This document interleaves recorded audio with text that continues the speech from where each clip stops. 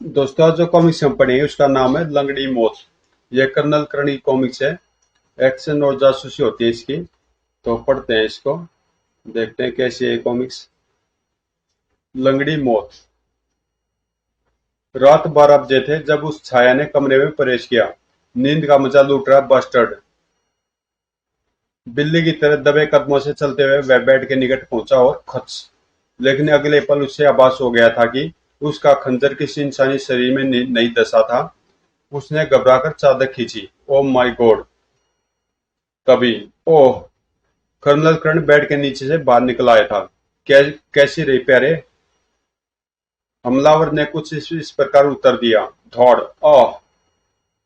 उफ! स्वाय! भ्यूम! उफ! फिर उसने हमलावर को उठाकर कंधे पर लादा। चिंता न करो दोस्त, जहां तुम मुझे भेजना चाहते थे वहां तुम जा रहे हो। और आई!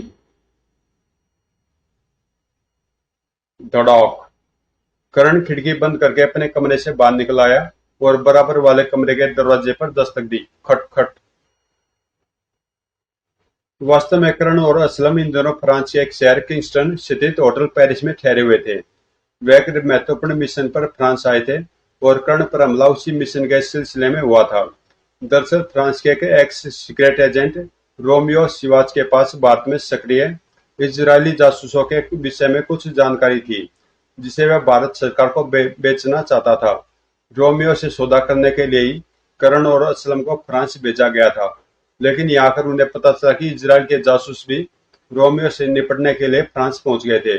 करण और रोमियो की अभी भेंट भेंट नहीं हुई थी, लेकिन अपने ऊपर हुए इस हमले से करण समझ गया था कि इजराइलियों को उसके मिशन की जानकारी हो गई है और वह उसे रास्ते से हटा देना चाहते हैं। ओह, आप इस वक्त? हाँ, अंदर चलो। भीतर आकर उसने असलम को खुद पर हुए हमले के विषय में बताया और अंत में कहा, मेरा शक ठीक निकला। अब मैं रोमियो से तुरंत मिलना चाहूंगा। लेकिन रोमियो का निर्देश था कि वह खुद हमसे आकर मिलेगा। हमारे पास उसकी प्रतीक्षा करने का समय नहीं है। अगर इजरायली हमसे पहले उसके पास पहुंच गए तो गड़बड़ हो जाएगी। कल सुबह हम खुद रोमियो से मिलने चल रहे हैं। ओके, जैसे आपकी इच्छा। रोमियो सिवाज अपने फ्लैट की खिड़की में खड़ा नीचे स्विमिंग पूल में नहाते लोगों को देख रहा था। वह लड़की बहुत अच्छी तैराक है।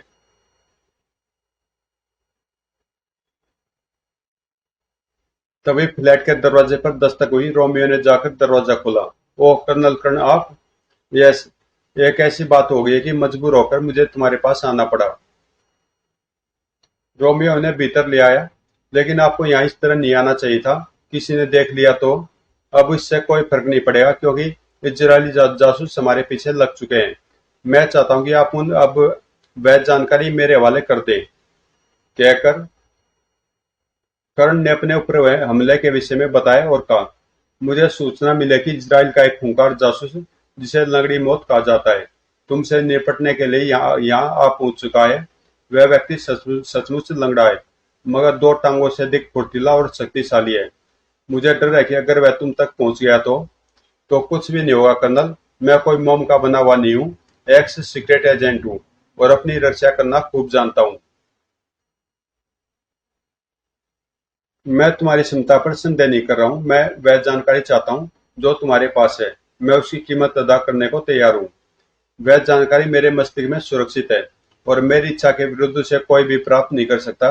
मैं अभी फैसला नहीं कर सका हूँ कि उस जानकारी की क्या कीमत वसूल करूँ। उम्मीद है कल सुबह तक कोई फैसला कर लूंगा। तभी गाड़ी तैयार है सर। अच्छा जुड़ा, मैं 5 मिनट में नीचे आता हूँ। शोफर फिर सिर झुकाकर बाहर चला गया। सॉरी जेंटलमैन, आप कल सुबह आ जाइए। Okay, as you wish.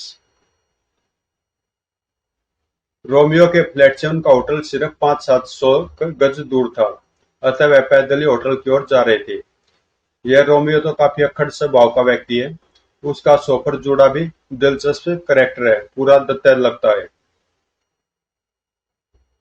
उधर एक मकान के तहखाने में इजरायली जासूस लंगड़ी मौत अपने साथियों पर बरस रहा था। तुमने करण से निपटने के लिए एक कमजोर आदमी को क्यों भेजा था?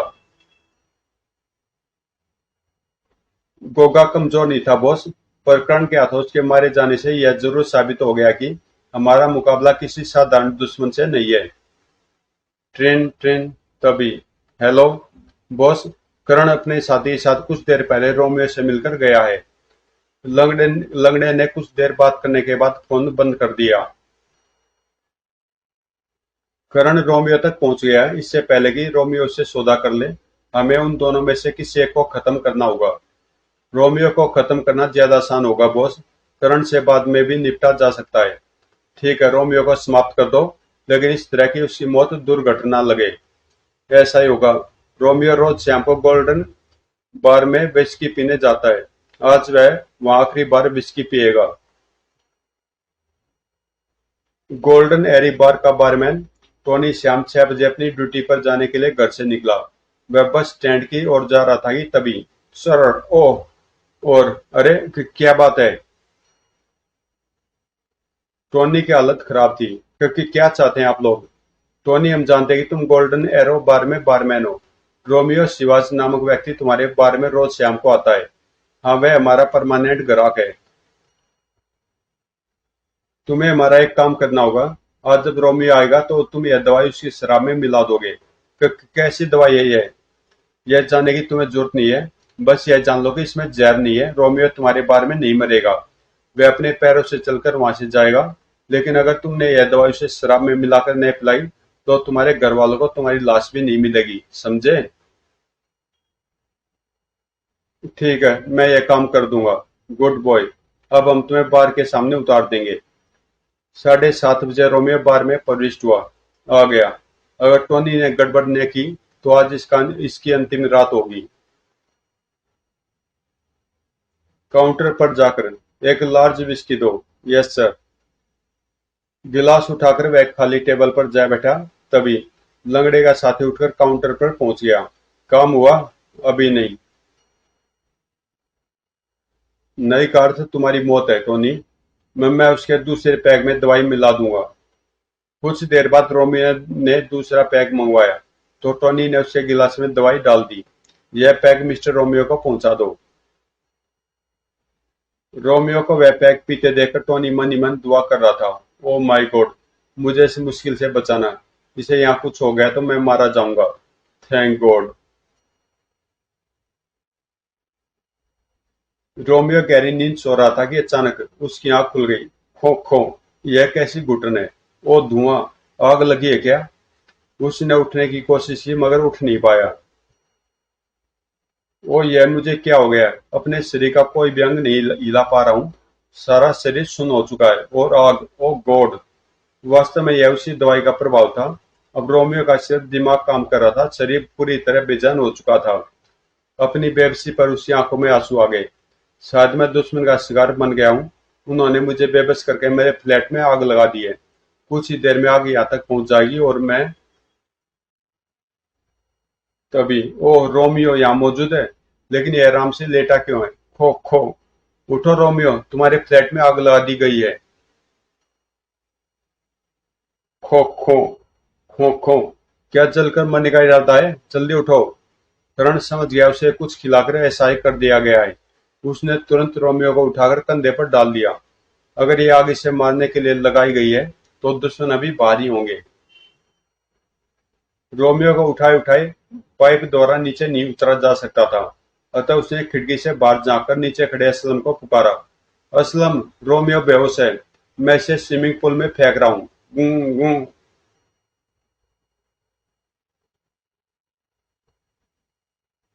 डरो नहीं, असलम तुम्हें संभाल लेगा। करण ने पूरी शक्ति लगाकर उसे पुल की ओर उछाल दिया। गूं गूं। सप्पा। असलम तुरंत ही उसके निकट पहुंच गया था। करण ने भी रेन वाटर पाइप से उतरने में समय नष्ट नहीं किया था। छप्पा। वह अथवा पानी से चोट लगने के कारण रोमियो बेहोश हो चुका था। इसे लेकर तुरंत यहाँ से निकलना होगा। अगर दुश्मन यहाँ की निगरानी कर रहे होंगे तो हम पर हमला कर सकते हैं। वह जैसे किनारे पर पहुंचे। ओह, आपने बोझ को बचा लिया। क्या यह जीवित है? जूड़ा? यह कहां से आ गया? जूड़ा ने उनकी सहायता की और रोमियो को कंधे से निकालकर रोमियो को पुल से निकालकर कंधे पर डाल दिया। रोमियो बेहोश से जुड़ा। इसे तुरंत डॉक्टर की जरूरत है। टॉमी ने अस्पताल लिए चलते हैं। रोमियो को लेकर जुड़ा इमारत की कार पार्किंग की ओर चल पड़ा। P P. फायर ब्रिगेड की गाड़ियां अब पहुंची है। टन टन। तभी एक एम्बुलेंस निकट आकर रुकी। एम्बुलेंस आ गई, आप बॉस को लेकर अस्पताल जाइए। मैं फ्लैट पर जाकर देखता हूँ कि आग बुझी है या नहीं। ठीक है। एम्बुलेंस में बैठे हुए दोनों व्यक्ति स्ट्रेचर लेकर बाहर आए और रोमियो को संभालकर स्ट्रेचर पर लिटाकर एम्बुलेंस की ओर बढ़ गए। करण और असलम रोमियो के निकट बैठ गए थे। एम्बुलेंस तेजी से रवाना हो गई। अगर हमने रोमियो के फ्लैट की निगरानी करने का प्रोग्राम न बनाया होता तो यह जलकर मर जाता। हाँ, दुश्मन बहुत चालाक है। एम्बुलेंस बहुत तेज गति से दौड़ रही थी। एक बार वह जोर से उछली। ओह, यह ड्राइवर एम्बुलेंस इतनी तेज क्यों चला रहा है?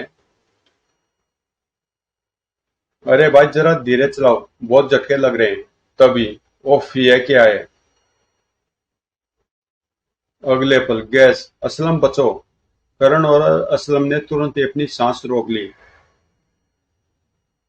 गैस पिछले भाग में तेजी से बढ़ती जा रही थी, इसलिए करण ने खिड़की खोलने की कोशिश छोड़कर फायर कर दिया। धुआं। आह।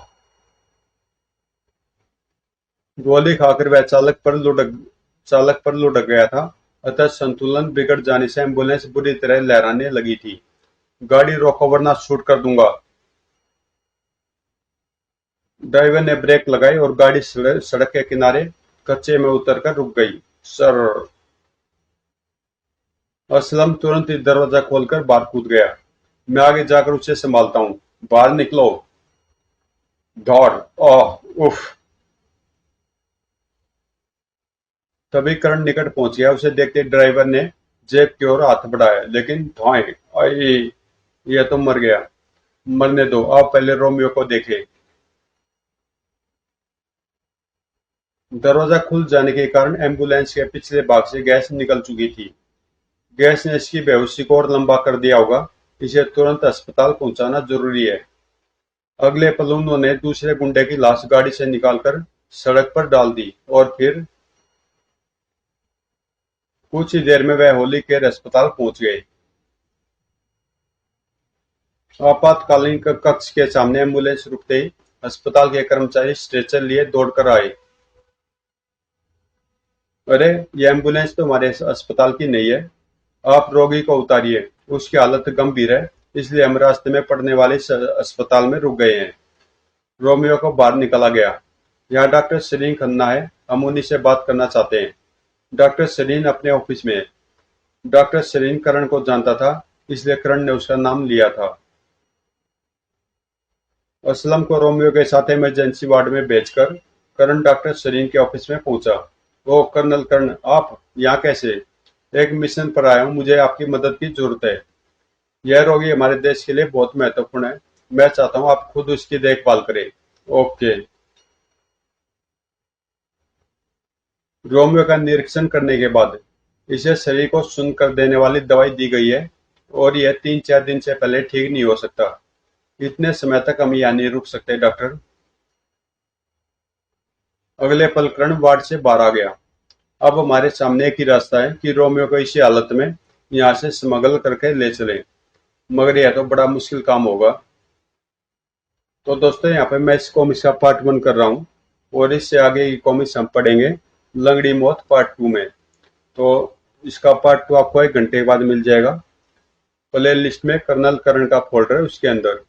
तो मिलते हैं 1 घंटे बाद इसके पार्ट 2 में।